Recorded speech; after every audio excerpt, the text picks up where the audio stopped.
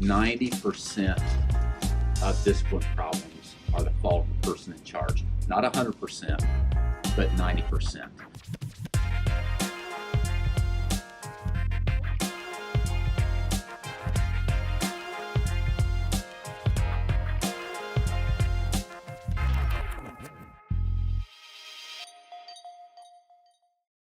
Not why won't these kids listen? A better question, am I as prepared as I could be?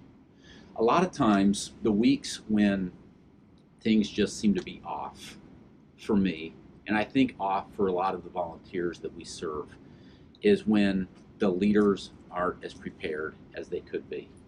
And I'm a big believer that 90% of discipline problems are the fault of the person in charge. Not 100%, but 90%. If I am not prepared, and as I look around the room, a lot of you are nodding your heads, so you get this. We've all been there. If I am not prepared, right, and if I'm running around, if I'm scrambling, if things aren't set up, the kids don't just sit there quietly waiting on me to get the next thing ready, do they? I'm just asking for discipline problems. So wrong question to ask, why won't these kids listen? Right question to ask, am I as prepared? Now, not to say that you can't have an off week when you're prepared, because you can.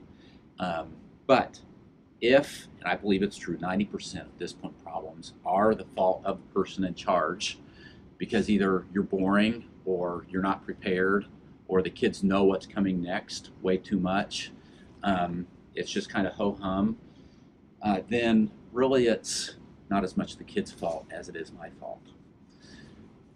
By the way, I think if you work with early childhood kids, I think that that knowing what's coming next is important for them. They need to have that structure. They need to know what's coming next. They need to know we move from this group to this group to this group to this group. But you get into 8, 9, 10, 11, 12-year-olds, and if they know exactly what's coming next, week after week after week after week, right?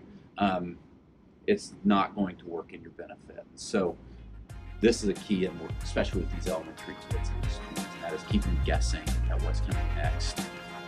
Keep that element of surprise.